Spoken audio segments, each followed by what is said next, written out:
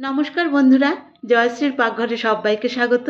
আজ আমি আপনাদের ঘরে থাকা যে কোনো চাল, সেদ্ধ আলু আর দু একটা উপকরণ দিয়ে দুর্দান্ত একটি টিফিনের রেসিপি করে দেখাবো, যেটি ভীষণ স্বাস্থ্যকর আর খেতে তো তুলনাহীন।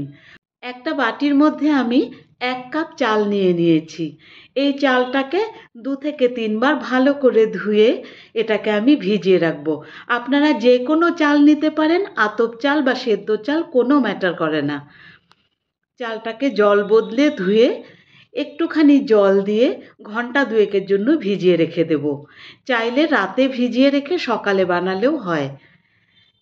2 ঘন্টা বাদে চালটা বেশ সুন্দর ভিজে গেছে। এবারে মিক্সিং জারের মধ্যে দিয়ে এটাকে একদম স্মুথভাবে ব্লেন্ড করে নেব, যেন দানা দানা রয়ে না যায়। দেখুন, টেক্সচারটা একদম স্মুথভাবে ব্লেন্ড করে নিয়েছি আমি। আর এটা কিন্তু বেশ ঘন হয়ে গেছে এখন। তবে আমি এখনই জল মেশাবো না, বাকি উপকরণগুলো দিয়ে নিচ্ছি। 2 খানা সেদ্ধ আলুকে আমি এইভাবে গ্রেটারে গ্রেট করে দিয়েছি। এটা হাত দিয়ে পিষে দিলেও হয়, তবে সেক্ষেত্রে একটু দানা রয়ে যেতে পারে, সেটাকে অ্যাভয়েড করবার জন্য আমি গ্রেটারেই গ্রেট করে নিয়েছি।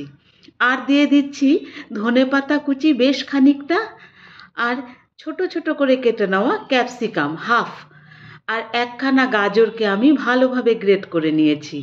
সঙ্গে দিয়ে দিচ্ছি 1 খানা কাঁচা লঙ্কা কুচি, হাফ চামচ লবণ আর হাফ চামচ চিনি। এবারে এগুলোকে আমি একসাথে মিশিয়ে দেব, যাতে সবজি থেকে যে জলটা ছাড়বে সেটা যেন এর মধ্যে মিশে যায়। সমস্ত সবজি, আলু সেদ্ধ আর চালের গুঁড়োটা ভালোভাবে মিশিয়ে নিয়েছি। এবারে দেখুন, এটা কিন্তু বেশ শক্ত হয়ে রয়েছিল, সেজন্য আমি 3 চামচ মতো জল এখানে দিয়ে নিলাম। একটু পাতলা হয়ে গেল। আমি শেষে গিয়ে থিকনেসটা একবারে দেখিয়ে দেব।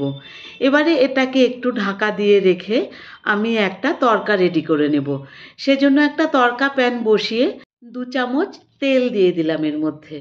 তেলটা ভালোভাবে গরম হয়ে গেলে এর মধ্যে 1 চামচ সর্ষে আর কারি পাতা কুচিয়ে নিয়ে 1 মুঠো মতো দিয়ে দিয়েছি। আপনারা চাইলে এই তড়কাটা অ্যাভয়েড করতে পারেন, সেক্ষেত্রে এর মধ্যে একটু রোস্টেড গুঁড়ো মশলা দিতে পারেন। তবে তড়কাটা দিলে এই নাস্তাটায় বেশি টেস্ট হয়। এবারে এই তেল সমেত এই তড়কাটা এর মধ্যে মিশিয়ে নিলাম।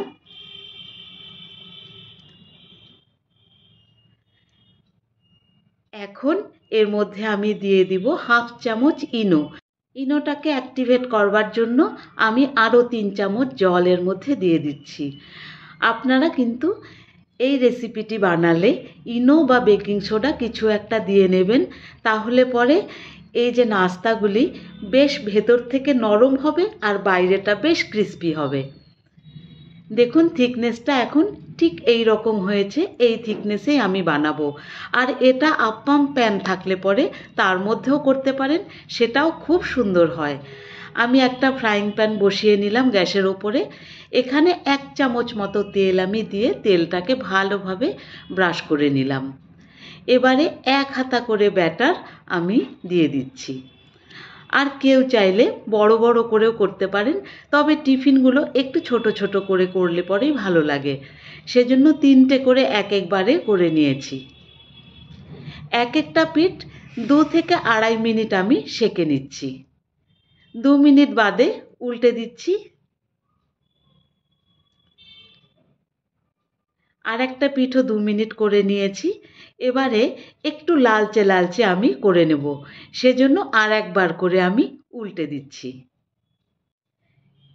এই নাস্তাগুলি বাইরে থেকে যেমন ক্রিস্পি আর দেখতে সুন্দর হয়েছে, আর ভেতরটা কিন্তু বেশ সফট। আমি 2 বার করে উল্টে নিয়ে এবারে নামিয়ে নেব।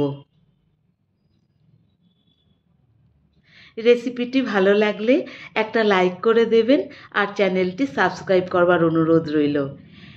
একইভাবে সবগুলি নাস্তা আমি তৈরি করে নিচ্ছি। আমার মোট 9 খানা তৈরি হয়েছিল 1 কাপ চাল দিয়ে আর 2 খানা আলু দিয়ে।